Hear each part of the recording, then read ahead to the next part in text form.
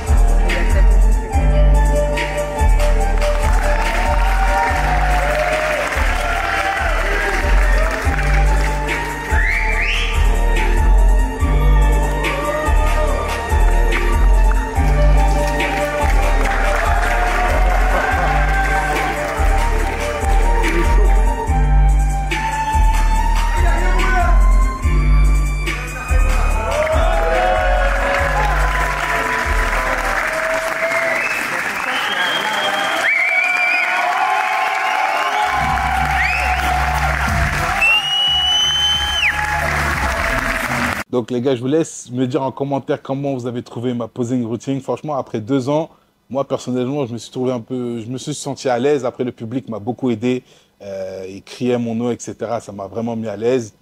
Donc, le sujet de la vidéo, sans plus attendre, c'est ma participation à Olympia. Comme vous avez pu le voir, j'ai remporté le Cherou Classic France 2023 et j'ai obtenu ma qualification pour Olympia 2023. Alors, est-ce que je vais faire Olympia 2023? La réponse est non. Je vous explique le pourquoi du comment. Je vais vous expliquer le plan qu'on a mis en place avec Essan et vous allez comprendre pourquoi.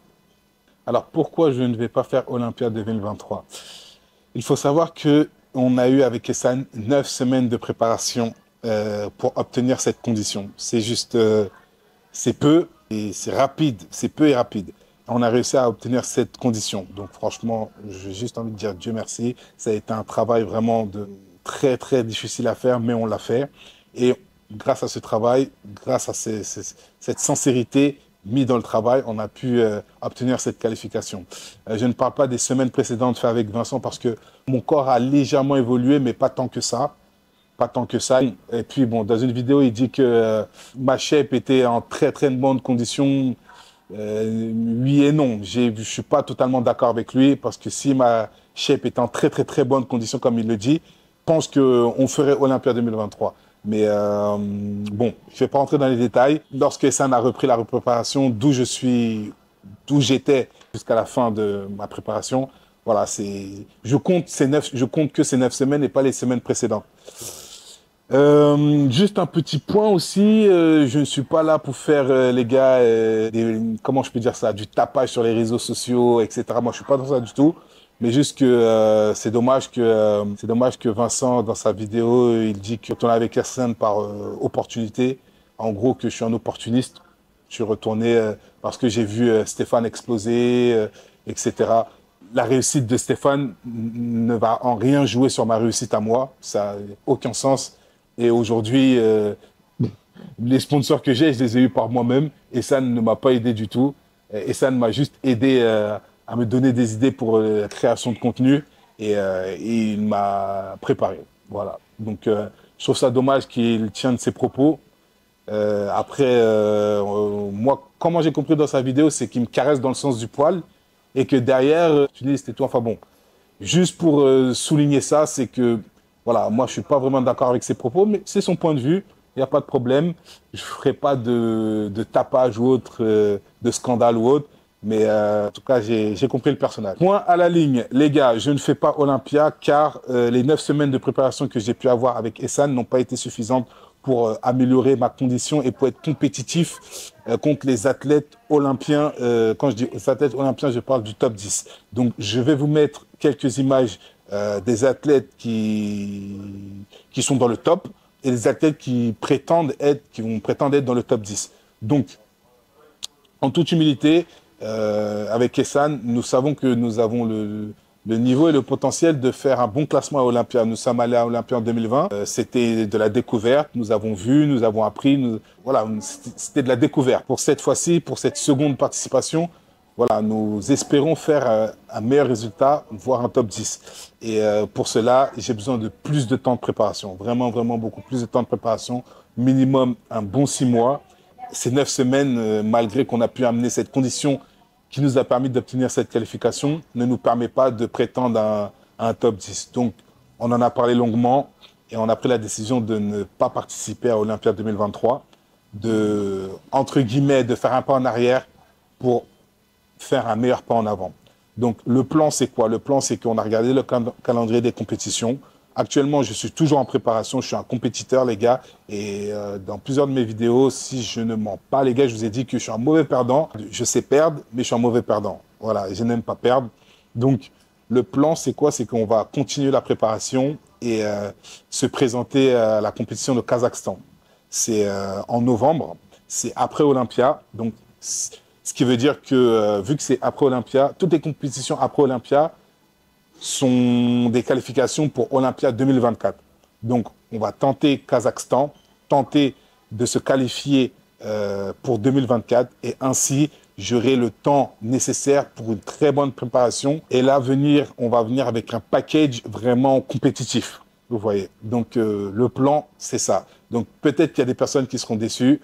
Au début, j'étais un peu déçu, mais après réflexion, mûre réflexion, c'est la meilleure chose à faire parce que voilà, on n'a pas envie de entre guillemets perdre cette hype et on n'a pas envie de juste se présenter pour se présenter, dire qu'on est allé à Olympia juste pour aller à Olympia. Non, on l'a fait une fois, on n'a pas envie de le faire 2 fois. Là, on a envie d'y aller pour voilà, on dire voilà, NFC, on arrive avec un package compétitif et on vient se frotter au meilleur, tout simplement.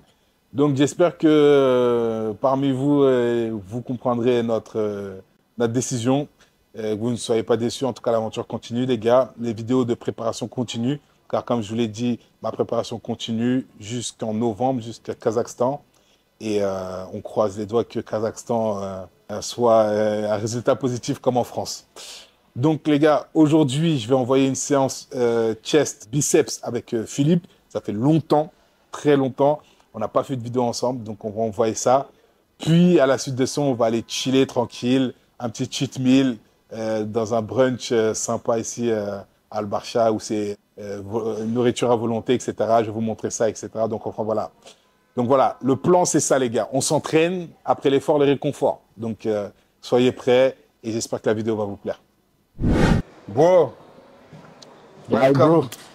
Welcome, welcome, welcome. Les gars, je vous présente plus. Philippe. Aka Monsieur Noix de Coucou, voilà. C'était avant ça, maintenant, on sait plus, on peut t'appeler comment toi aussi. C'était avant, les épaules, mes épaules, elles sont plus si... tu vois, avant c'était exceptionnel, j'ai senti un peu du... Maintenant, ça y est. On a percé le secret, les gars, maintenant, on peut concurrencer un petit peu. Frérot, ça va ou quoi? Ça va, nickel. Le sourire, comme vous pouvez le voir, les joues un peu plus remplies. C'est ça qui est bon. Ça fait du bien de revivre. De revivre un petit peu, d'avoir eu le temps de se reposer. Ça fait que 2 semaines, hein, mais je sens déjà que mon corps déjà il est moins fatigué, que je suis mentalement plus content, on va dire. Plus content et ouais, j'en avais besoin. Nice. Alors, parle-nous rapidement un peu de ta saison. Comment elle s'est passée? C'était une saison mouvementée, comme on peut dire. C'est vrai que c'était la première fois que j'enchaînais 3 compétitions. On n'avait jamais fait. Hein. 3 compétitions, on n'a jamais fait. Et 3 compétitions, surtout, grosse préparation, presque 10 mois de préparation. Bonne préparation parce que j'ai jamais fait des préparations et c'est là, cette préparation, je sens que je me suis vraiment investi à 100%. Et derrière, ça a suivi par rapport à la condition, sans parler des résultats déjà. La condition, elle a suivi.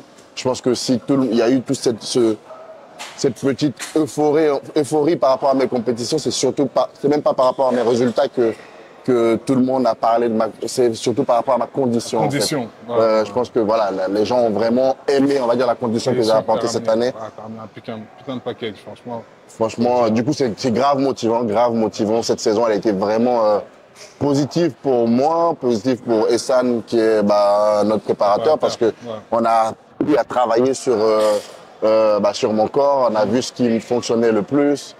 Et derrière, pareil, les résultats ont suivi aussi. Franchement, satisfait des résultats sur les 3 compétitions que j'ai faites. Et c'est vraiment prometteur. Là, j'ai fait 2 semaines, les gars, de repos. Je commence déjà à parler avec Essan en disant, bon, c'est quand la prochaine? C'est quand la prochaine? Tu vois? C'est toujours comme ça. C'est toujours comme ça. Tu fais 1 semaine, 2 semaines, ça a été envie de repartir. En fait, c'est là où on se rend compte qu'en fait, ça fait partie de nous. Hein. On va avoir des périodes où, bien sûr, on va être fatigué, mais c'est notre lifestyle. On va avoir des périodes où on va parler de bouffe, on a envie de manger. On va manger 1 jour, 2 jours et ça y est, on a envie de repartir en diète. Tu vois, donc hâte de retourner, mais bon, faut savoir prendre le temps, faut savoir repartir au bon moment. Donc voilà, j'ai écouté San quand il me dit qu'il faut y aller, on y va. Quand il donne le feu vert, boum, on y va. On y va. Ok frère, dis-nous un peu la suite de ta saison, comment elle se profile? Alors, ce qu'on a compris aussi, c'est qu'il faut être stratégique. Hein. En fait, c'est un sport où il faut être stratégique. Bien sûr. Il faut préparer sa saison correctement, il faut savoir sur quelle compétition on va se lancer. Il faut prendre de l'avance si ça passe pas sur la première, combien de temps on a de délai pour enchaîner sur une autre. Là, on a vu que dans les années précédentes, on a fait des erreurs parce qu'on a fini une compétition, la prochaine c'était 1 mois après, ou bref, on pouvait pas enchaîner, ou alors c'était beaucoup trop loin. Donc là, stratégiquement, on est déjà en train de regarder le calendrier, savoir sur quelle compétition on va commencer. Donc là, stratégiquement, pareil, on compte entamer la saison plutôt début d'année 2024 pour vraiment essayer de prendre la qualification en début d'année. Et comme ça nous laisse un an pour se préparer pour Olympia. Parce que là, l'objectif, c'est plus d'aller juste à Olympia. L'objectif, c'est vraiment de rentrer dans le top 10 à Olympia. Donc, stratégiquement, on est en train de préparer tout ça. Ça va le faire, bon, ça va le faire. En tout cas, hâte. Écoutez, les gars, Philippe, n'hésitez pas à le suivre sur ses réseaux sociaux, sa chaîne YouTube. Il partage ses prépas, il partage son lifestyle. On n'a pas le même lifestyle du tout. Moi, je suis casanier. Lui, c'est putain de mec, de temps en temps, pump up. Donc, si vous voulez voir un peu de pump up, n'hésitez pas. Et puis voilà, les gars, on va enchaîner la séance. C'est parti. Et on va aller se faire mal. Du coup, aujourd'hui, on se fait mal comment? C'est quoi la séance d'aujourd'hui? Chest, biceps. Je me charge des pecs, tu te charges des biceps. Allez, on est bon. C'est parti, les gars.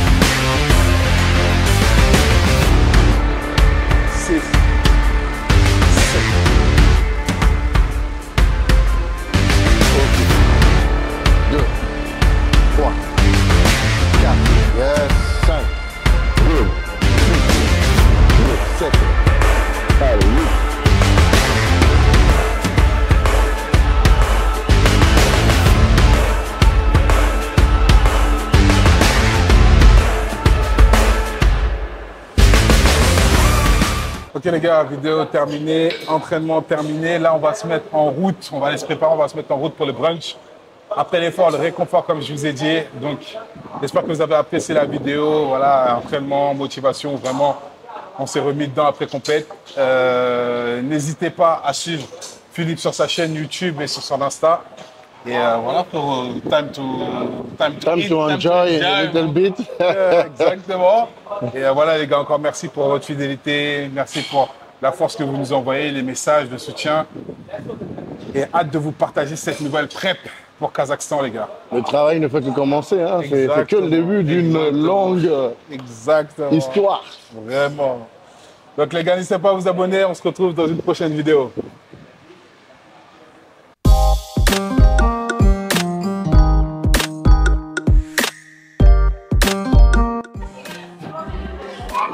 Là, on va passer au round de sucré, là, les gars.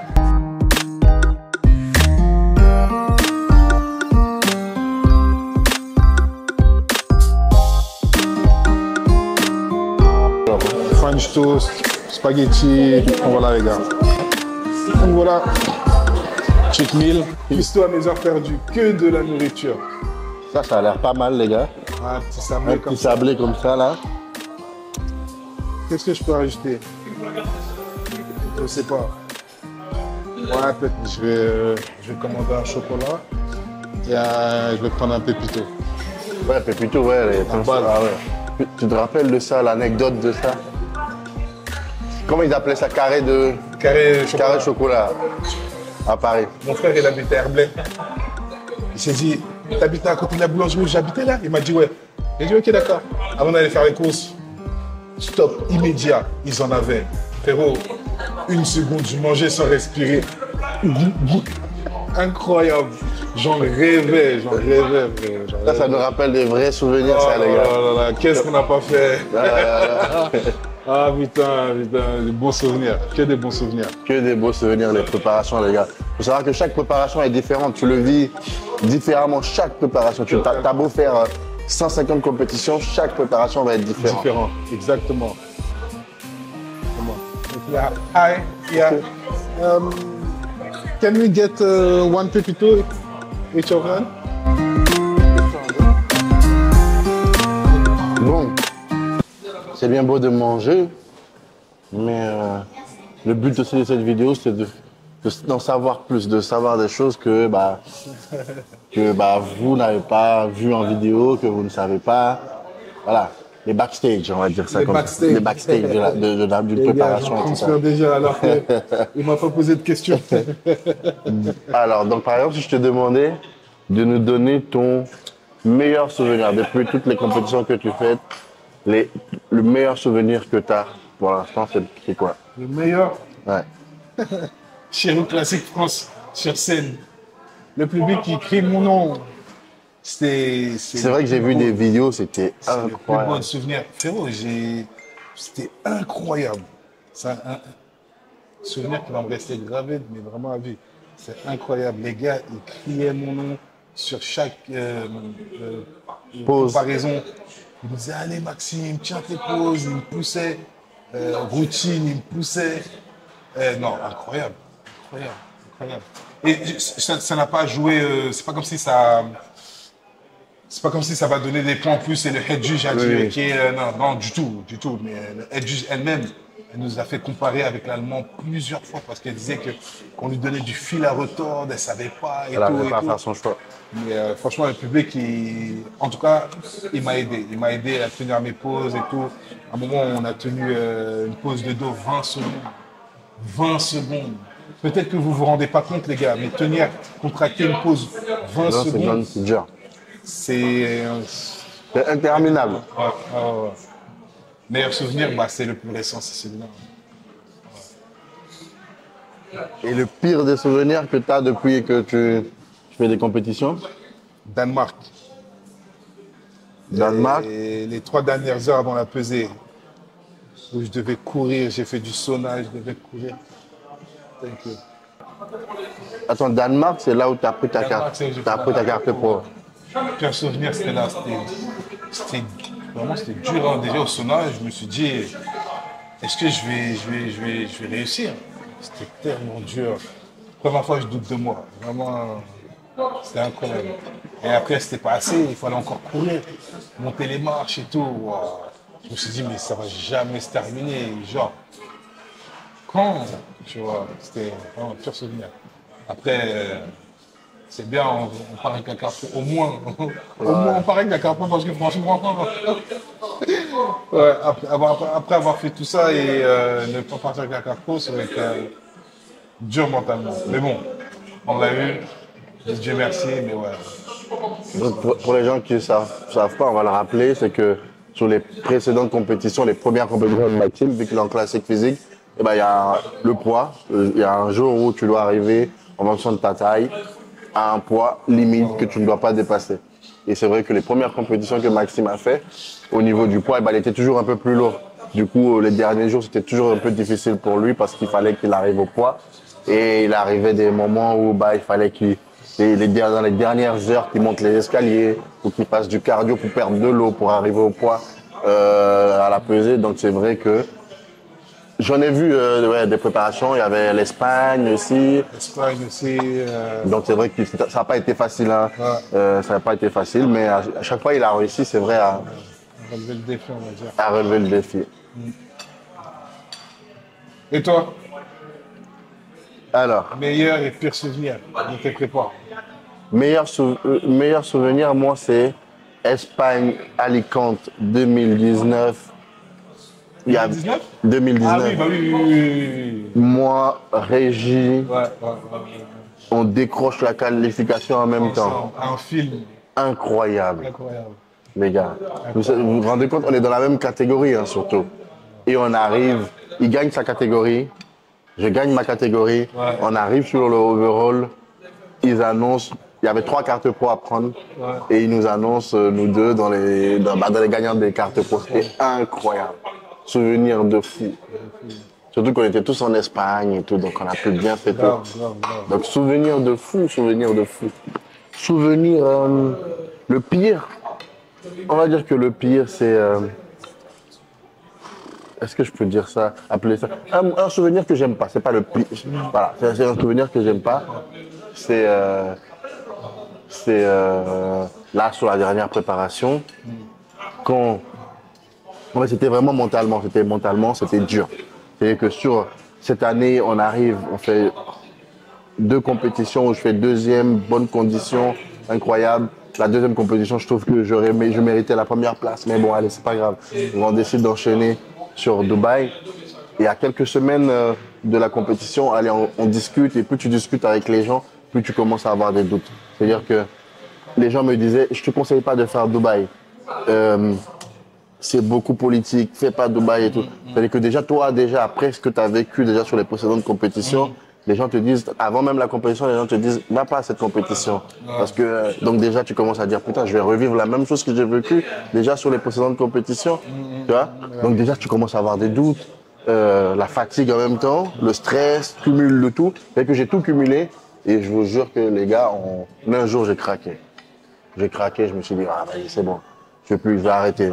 Je suis trop fatigué. En plus, si je peux arriver sur scène, et je me fais, peut-être que je mérite la première place et je me fais voler encore. Est-ce que j'ai envie de le vivre encore là Et du coup, tu te remets en question.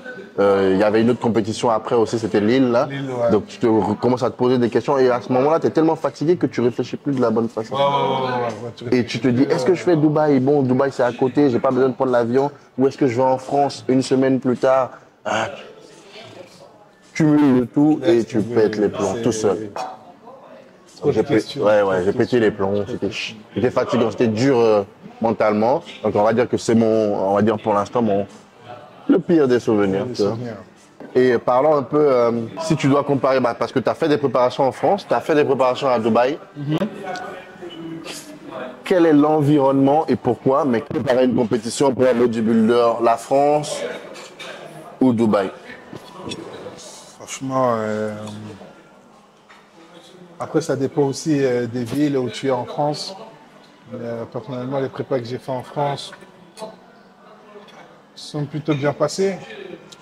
Là, Dubaï, c'est un autre cadre. C'est un autre cadre. Peut-être, c'est pas peut-être, je pense qu'il y a des petits facteurs qui ont fait que ça a joué aussi. Nourriture, j'avais mes plats que je prenais au gym.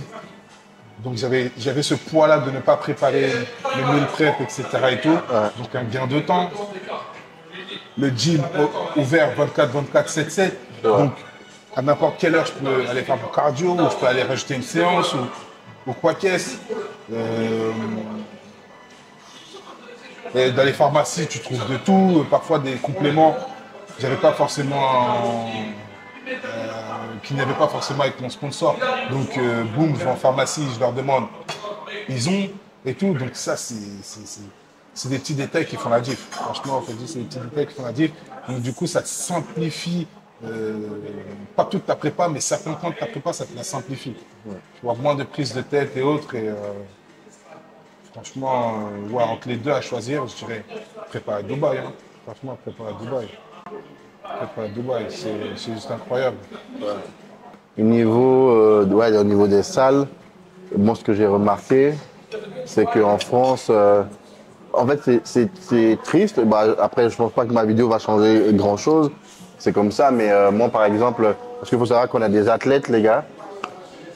Le bodybuilding, les compétitions, c'est une chose, mais il y a aussi tous les athlètes, les gros athlètes, aujourd'hui, ils ont un compte Instagram, ils ont des réseaux sociaux qu'ils doivent alimenter pour même amener l'engouement.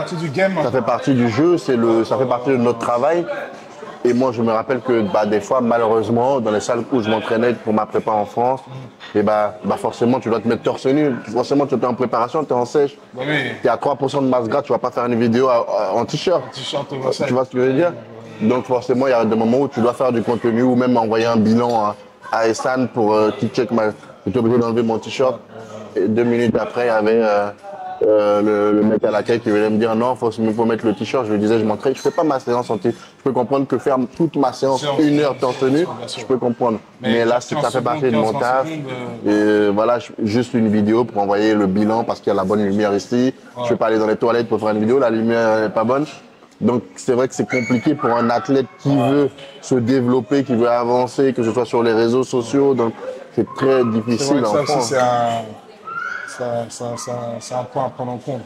Les réseaux sociaux aujourd'hui, c'est à prendre en compte. Chaque athlète fait sa promotion, chaque athlète parle de sa prépa, partage sa prépa à sa communauté, etc.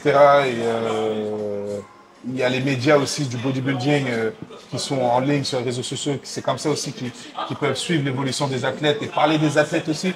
Donc c'est comme ça qu'aussi les athlètes peuvent se faire voir et se faire connaître, tu vois. Donc si tu peux pas te montrer, si tu peux pas montrer ta condition et tout, etc., c'est compliqué. C'est compliqué, c'est dommage, c'est dommage.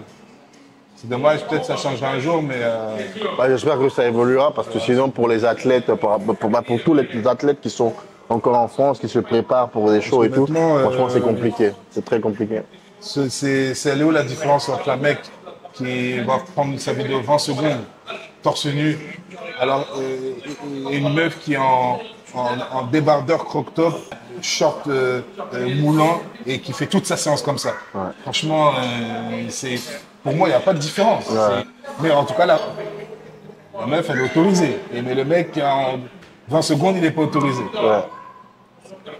En tout cas, c'est vrai que comparé à 2017 quand on a commencé, c'est sûr que ça a évolué le bodybuilding en France, mais c'est vrai qu'il y a encore énormément de choses où on est encore en retard par rapport à d'autres pays comme Dubaï, les États-Unis et tout. Après, on espère que ça va évoluer, hein, c'est sûr.